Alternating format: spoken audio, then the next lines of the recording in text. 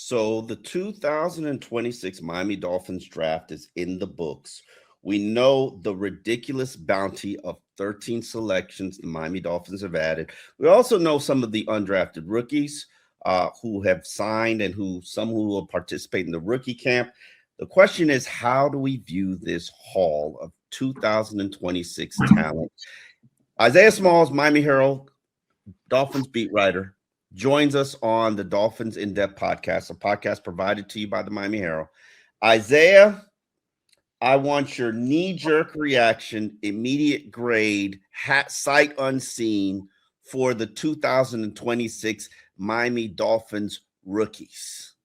I think it was solid, right? I think That's there was. Grade. Oh, you wanted a grade? I'll say B plus. I think it was a solid haul. I think all eyes will be on that number 12 pick, right? And Caden Proctor, who hard to not put your eyes on him, considering he's a large human being. He is a huge guy. Who might get larger. Might not. But I think all eyes will be on him because obviously with Ruben Bain and the local connection, a lot of people wanted him. Caleb Downs, one of my favorite prospects was also right there.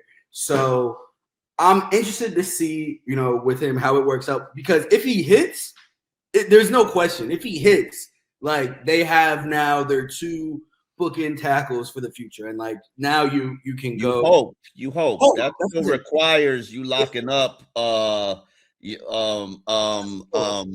Patrick Paul. Yes.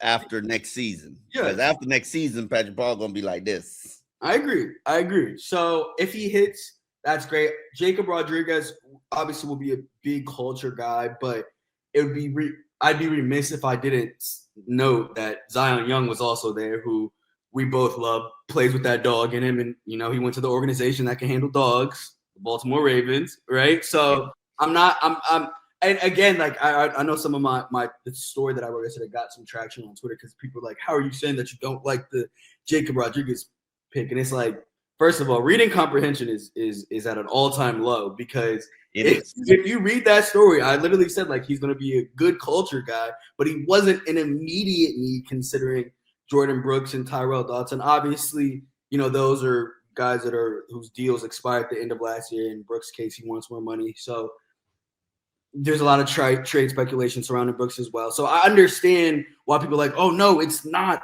And then, you don't draft based on immediate need. And it's like, yeah, you're right. You don't. You take the best player there. And if they felt he was the best player there, more power to them. But if they wanted to go need, Zion Young was right there, right? The Caleb Douglas. Not just Zion Young, the kid from Michigan. Derek Moore. I was higher on Zion Young than Derek Moore personally. But did you see the Moore film of Proctor's, maybe his freshman year in 2023? There's a cut up. It's circulating the internet. Moore kicked Proctor's ass the entire game. I'll find it for you. Yes, it's embarrassing. It's the type of film that would send Nick Saban into retirement. It was that bad. Kind of getting into some of the other picks, Caleb Douglas, who we kind of felt was a bit of a reach considering some of the other, wide receivers available. I believe AJ Halsey, the safety from LSU, was also available. Again, would have been another need, but you're gonna make me go to my list. It was Zachariah Branch from Georgia, Chris Brazel from Tennessee, Ted Hurst from Georgia State, Skylar Bell from UConn, Elijah Surratt from Indiana, Chris Bell, who the Dolphins eventually took, Deion Burks from Oklahoma, Jacoby Lane, Bryce Lance, Kevin Coleman Jr., who the Dolphins eventually took, Brennan Thompson from Mississippi State. It was a nice long list of wide receivers that most people universally had rated higher than Caleb Douglas. However, I will make this point about Caleb Douglas in his defense. One, the Dolphins clearly had him rated higher than all of those guys because they wouldn't have taken him if they didn't. Of course. There's talk that Fields was there the pick before and somebody moved up or somebody stole Fields from the Dolphins. We don't know that. Yeah. What I will say about Caleb Douglas is he's 6'4". He runs a 4.39. he is a high point 50-50 ball catcher. Those are 3 traits that you do not teach in the NFL. Size, speed, high points high point catcher. Those things you can't teach. You just either have them or you do not have them. So they selected a player that had all 3 very unique traits, but somebody they knew was really a project, because even Sullivan came out and was like, yeah, we gotta work with him getting strong, getting off jams, getting off press coverages. But they like the upside. So, take who you like. That's your motto. And I feel like they did that. Kind of moving on. We got Will Kazmarek from Ohio State, probably the best blocking tight end in the draft. He's going to be a huge asset in the run game. I like what they're doing there. You are an Ohio State fan. You've watched more Ohio State game than most people watching this podcast. Is Will Kazmarek a 3rd-round pick? Probably not, but I like the message that they're sending, right? It's like, look, we are going to be big. We're going to be physical. And, like, that is what comes first. It's like anything else outside of that, probably, we're not going to deal with. But we're going to be big and physical, and we're going to hit you in the mouth, right? And he brings that, just to hear from what, Kaz, told us, and then from listening to Sully, like, he fits that mold. Like, he's going to be a big asset in the run game. And with the departure of Julian Hill to the Patriots, who, got a bag going to New England, more power to him, right? You kind of were missing that piece, and he walks in and could start probably day one at that blocking tight end position, right? So then move down, we got Chris Bell, who you just mentioned, obviously was probably the steal of the draft, was a 1st-round talent that fell to the 3rd because of the torn ACL, obviously didn't test and all that stuff, but it will be interesting to see. A lot of people have compared him to A.J. Brown because of the unique blend of size and acceleration. He's about 6'2", 222. If you watch some of his plays, he'll get that ball and he'll go. So that's slant and go. He'll turn it up. Coming across the middle. Obviously, I believe I feel like one of the things I've read is that the route tree needs to expand. But that 3-game stretch that he had with Miami Smack. Who was it that they said runs a full route tree? Was it Caleb? Was it Caleb, or was it Chris Bell? There was an evaluator who came out and he was like, "Yeah, he runs a full route tree." I know it's not the slot receiver, no, because I can't remember that, to be honest. Well, let me go back to my brain. Yeah, the slot receiver, and who I like, by the way. I've looked at his film. Yes, he was at 4 different colleges in 4 different years. Yeah. But Coleman, he can move and he can create separation. I do want to ask you about this because, and I do want to address it. You gave your grade. I don't like giving out B's when we talk about drafts. I'm sorry. I just don't. Basically, I feel that you didn't let me get through all the players yet. Go ahead. Yeah, let's get through all the players first, right? Trey Moore, edge out of Texas, can play, inside linebacker, edge, a little bit of a tweener. What you're saying? He's small. I mean, look, we'll see how they use him. He's a small edge. He's a blitzing inside linebacker. He's probably going to be asked to transition to the inside spot and then blitz in the Andrew Van Ginkel role. Cool. It's cute. It's gadgety. It's not for me. Sorry. Okay. Moving one spot, another pick in the 4th round. Kyle Lewis, linebacker / safety hybrid out of Pitt, was another favorite of mine and a lot of the evaluators. Lewis Riddick obviously has some Pitt ties, but he said, like, look, he said shades of Derek Brooks. It's a guy obviously who excels in coverage, not just man coverage, but zone coverage as well. And I specifically asked him today about his approach to coverage, and he said something that really stuck out to me because of what we saw at the Senior Bowl. For those that don't know, at the Senior Bowl, he was killing in man coverage, specifically in one-on-ones. And for those that don't know, like, one-on-ones, the advantage is for the receiver, right? You have no help as a defender. And when you say receiver, it's also tight ends and it's also running backs. Running back. It's a huge advantage to the offense. Obviously, they know the play.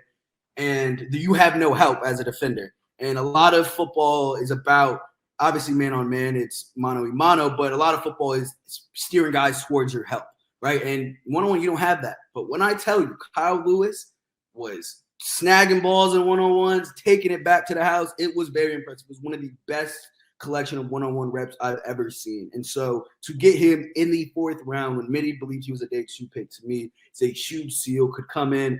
And again, he's a smaller guy. He's not quite 6 foot. He prefers to play linebacker, as he told us. He said weak side linebacker.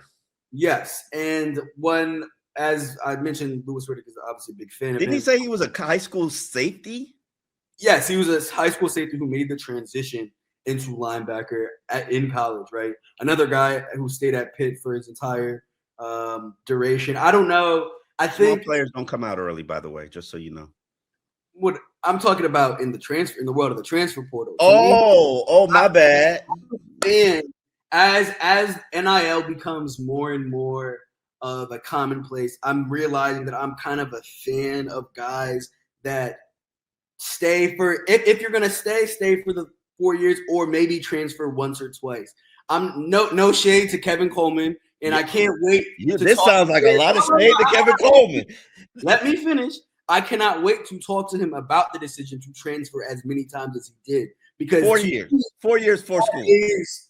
Look, the common perception of when you transfer that much is this: you're running away from the grind. And I'm not saying you're chasing money. You're chasing money. I'll give you a little bit of both. But I'm just curious to, and again, I want to bring. Bro was a starter like all 4 years for all 4 teams. I get it, but I'm just curious to see. I'm not going to put a blanket statement on why he transferred as many times. You could tap dance around it. I want to know, was you chasing money, big dog? Like, well, I just want to know. It doesn't matter what the reason is. I just want to know why you did it, because it just looks 4 schools in 4 years just looks crazy on paper. It does. You read it, you see 4 different. You look at the box score of the stats, you see 4 different schools. To me, that's crazy. Bro wasn't even like going after a quarterback. He wasn't even like following a quarterback or going to chase another quarterback. Like 4 schools in 4 years, you just a mercenary. You just out here getting that paper. So I definitely have some questions about that. Where are we? Hold on. We talked about Kevin Coleman. Selected right before Kevin Coleman was Michael Taft out of Texas safety. Again, could be a hard-nosed culture piece. This is a guy who had a scholarship to Rice, said, screw that. Let me take my ass to University of Texas, because apparently he's a 5th-generation Longhorn. Walked on at the school, and by his junior season was a captain, made an All-American team, comes back for his senior year, captain again, All-American team. To me, that is impressive. I told Omar via text, like, that to me is a script that could write itself, especially considering what he plans to do whatever he plans to do at the next level, because he just seems, just from talking with him, just like a very straightforward guy, head on his shoulders, not going to escape the grind. You know, O said that he has shades of a GM, i.e., or coach in his future. So we'll see what that is. Last 3 guys, Seydou Traore, tight end out of, I believe it was Mississippi State, was a big guy, fits the physicality piece that they are pushing. He gives me more of a backup to Dulcich. That's what I was gonna say, definitely more of a project than some of the other pieces, because he has the measurables, I think. And this is a guy who did the NFL Academy out in London, really didn't play organized football until I believe he was like 16. Or no, I wasn't 16. It was 2020. I know that was the year that I had read. So he's still new to the game of football. They're banking on the traits. Hopefully he can develop into something special. DJ Campbell, a guard out of Texas. All of his teammates that we talked to today, and Trey Moore and Michael Taft, like, they've raved about his athleticism. He's a good guy. He's a very physical, fits that mold. Could eventually challenge to be a starter on the interior of the O-line. And last but not least, we have Max Llewellyn, edge out of Iowa, another big guy. They have said that he sets the edge well, which is definitely very, very necessary considering the state of the edge rushing room right now. We'll have to see it. Sure. Here, hold on. Time out. And this goes into my criticism of the draft, okay? In a draft where it's very light on tight ends who can work in line and edge guys who can actually set the edge, one's going to be there in the 7th round? Really? Like, do you really expect me to buy that? I'm just telling you, they told me. Like, hold on, an inline blocking tight end goes in the 3rd round, but an edge-setting defensive end goes in the 7th? In what world does that happen? Anyway, like, here's my major criticism of this draft. Yeah, everybody knows where I stand on the Caden Proctor. I'm actually writing a column in the Miami Herald based on the evaluators and the people that I know and I trust, the people who I actually know can actually view talent and like gauge talent. You know, that's a little risky of a pick. He was one of the legit first rounders who was labeled a boomer bust. I'm sorry. I don't like any of my draft picks to be labeled a boomer bust. I just don't go that route. Yeah. So now I get it. It falls into the planet Earth theory, which is a Bill Parcellsism, which is there are only so many human beings on this earth, in a finite number, that are that big and that athletic. No doubt about it. Okay. However, the biggest concern I have about, and this is a rule I have, I don't like fat offensive linemen. I don't care what your body mass says. If you struggle to keep it down to 350, you're not for me, because I don't want to live my life on a diet, and I don't think you should either. No offense. Okay. Now I'm not even bringing up Ruben Bain. Won't say anything about Ruben Bain. Not even a fan of Caleb Downs. What I do want to say about the safety situation is, I'm sorry, for a team that gutted the entire secondary. You ain't leave nothing. You just gutted it all out like it was a cancer. Like cleared it all out.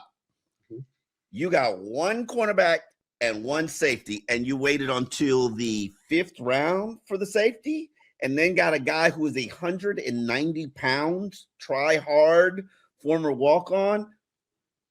Cool. I mean, listen, Michael Taft, we talked to him, very impressive guy. Very impressive guy. Very early on. See how they fall in love with him. You can see how they fell in love, 100%. I can see how but 5th round, big dog, you need a starter, and we wait until the 5th round. Like Jeff Hafley, I'm sorry. You are Mr. Secondary Guru. I will build it with whatever I have. Don't make your job harder than it needs to be. That's all I'm gonna say.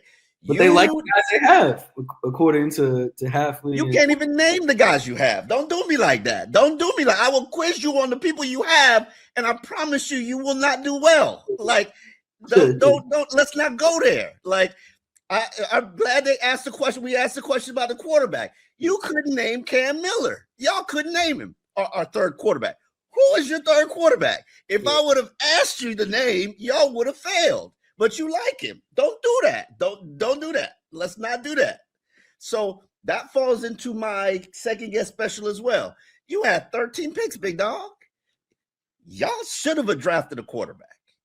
Now, you go, yes, keeping 3 quarterbacks on your 53 is kind of tough, especially when you're not a very good team.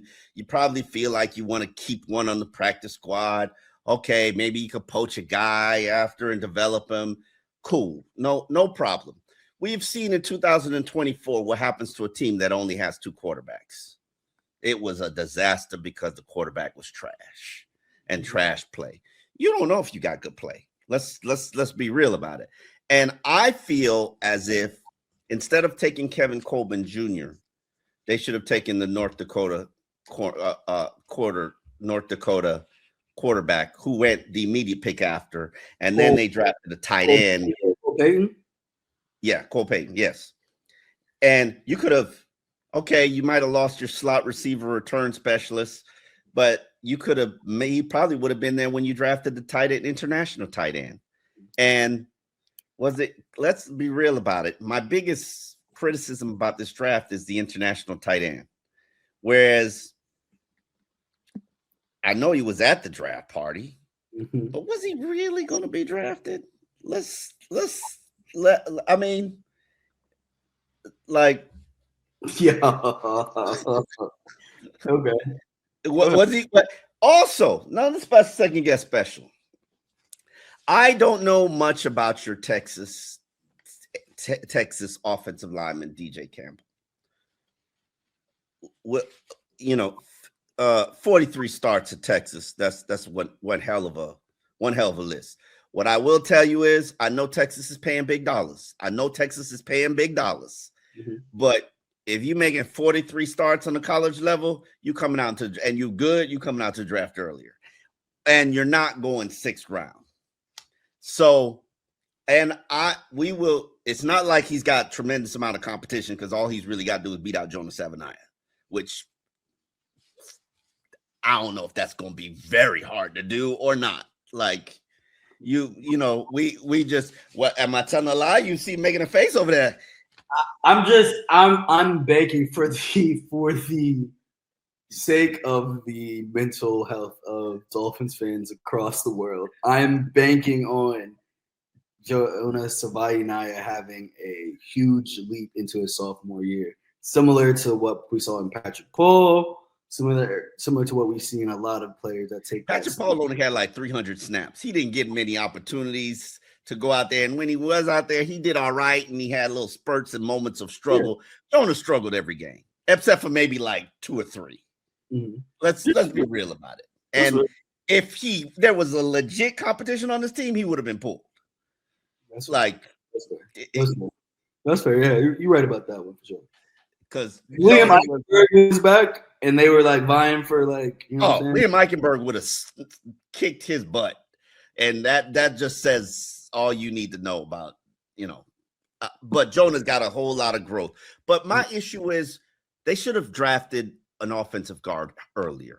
Like, I don't know. And also hitting my second guess special, if they are going to make Caden Proctor an offensive guard, which I hear is a possibility.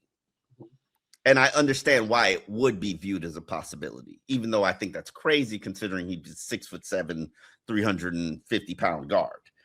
Why wouldn't you just take the more polished guard in Vega, Ione?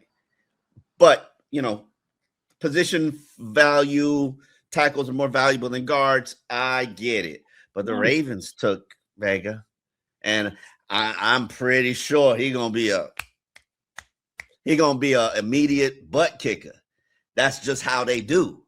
Now, I would love to get to the point where I have confidence and conviction that the talent evaluators here are going to come in and go evaluate and going to pick immediate butt kickers. Mm-hmm. But 2 of my dogs in this draft, they went to the Ravens. I know what I know. You know what I'm saying? That's true. So the question is, can you evaluate? I don't like the safety. I don't like you waited too late for offensive guard. You did not address safety and cornerback adequately, in my opinion. I don't like your vision for the linebackers, not Jacob Rodriguez, but the two projects. Kyle, if you would have told me Kyle Lewis was a safety, I'd be like, all right, I can work with this. Mm-hmm. But that's not the vision that you're selling me. I wish you would have selected a quarterback. And I don't have a problem with the receiver selections. I'm okay with those. I like them. I like the fact that they're 3 versatile guys. Mm-hmm. But I think you hit home runs on the day 1 and day 2, and then you tried to get walks and get on base in day 3. And not a fan. Like, I could see a lot of those dudes being practice squad guys or not active guys. And you don't have any talent on this team. No offense to. I feel like I missed Chris Johnson earlier at the number 30 pick. I definitely missed him. And so I wanted to give him a special shout out because to me, that was a great pick. Like he's someone that has shutdown potential. We'll see. I've showed it a little bit at San Diego State, but question for you, and I'm looking this up as we go. Good. Talk to me. Played all these years at San Diego State. Who is the best receiver he ever lined up against? Because I can't find a guy in the NFL, and I've looked at his last 2 seasons. Yeah, I don't think there was NFL. I think I can tell you the best quarterback that he probably faced was dude out of Cal last year. He was a freshman, true freshman starting, but he could be a guy by year 3. I'm just, from what I've seen, a little bit of tape that I watched on him. Okay, so, it's a whole different ball game when you face an NFL caliber receivers. Like, I'm sorry. Your Theo Weiss Jr.'s is not Devonta, is not Tyreek Hill. That's right. It's not Jalen Waddle. And the minute you see something like that, your eyes gonna open up real wide. I've seen it from time to time and time again. But I did love his selection. I like when you have a conviction about a guy, and Hafley said that was my favorite cornerback. That was my favorite cornerback in this draft. And they showed it by he was the second cornerback even taken. So, chef kiss from me for that. Now, let's hope you got the mentality and the coaching that it needs to make him thrive and survive. Because I could tell you, I watched Noah Igbenogany, his rookie season. And Noah was a hell of a confident guy. And Noah had great training camp practice. And then he was forced into action his very first or second game. Because of an injury to Byron Jones.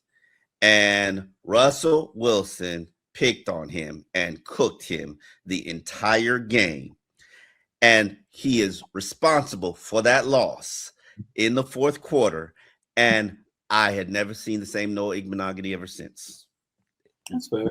I mean, look, that was why one of my first questions to Chris was about his confidence. Like, how do you keep that confidence up? Because to play cornerback in the NFL, you have to be very, very confident because it won't always be your day. To your point, like there will be a guy to catch a ball over you. And when that happens, how quickly can you put that in the rearview mirror and line up against that same guy again to stop him from doing it again? The best cornerbacks that I've ever covered were extremely arrogant or very simple in their mind. Brent Grimes was very simple. Brent Grimes could delete a play like he was pressing Control Alt Delete, like it was gone. And Xavier was like that, with the exception of DeAndre Hopkins. DeAndre Hopkins lived in his head. That's I ain't even gonna front. Like the Hop got you a couple times, big dog. That's deep.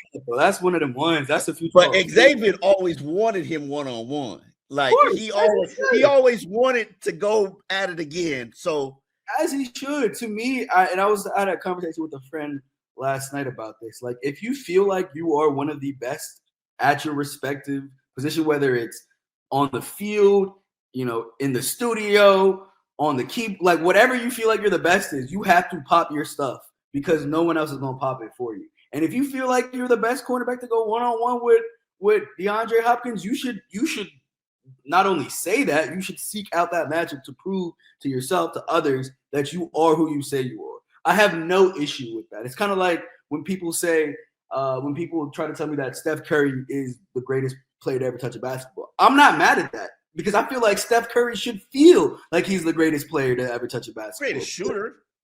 Yeah, greatest shooter for sure. But there is a school of thought. See, hold on. Y'all young people, y'all don't realize Michael Jordan was not only the elite offensive player ever in the game and an absolute killer, he was also an all-world defender his entire career. That is not the point. I personally don't have Steph as one of the greatest, as the greatest player, but he's on that list. To be honest, I mean, he should feel like, let me show you a little bit. He should feel like he's the greatest point guard to ever play the game. He should. I'm gonna be honest. I'm gonna be honest, because if you are able to do stuff at a high enough level for as long as he has, you got that resume to back it up. You should feel like you are the greatest Because again, like I said, no one's gonna pop your stuff for you. You have to do it yourself. So I'm not mad at players thinking that they're the best at XYZ thing. You gotta pop your stuff. So yeah, let's get it. It'll be interesting to see. We'll continue to talk to some of these draft prospects this week as we head to rookie camp, which is next week. Obviously, the Dolphins are continuing to build a roster. I would tell you that they got a whole lot of holes that still need to be addressed, and hopefully some veterans can get added to this team because I'm sorry. Even though you just had one hell of a rookie haul, you look like a 5-win team right now. So we will be interested to see how this whole thing pans out and how this shakes out. But Dolphins In Depth podcast provided to you by Miami Herald. We will be here all season for you, giving you a continuous breakdown. Later this week, we'll have Simon Clancy on the show. And we will also have Barry Jackson coming to share Barry Jacksonisms and share his thoughts on this draft and the buzz and all of that good stuff. So hopefully you will tune into the show and continue to watch Dolphins In Depth.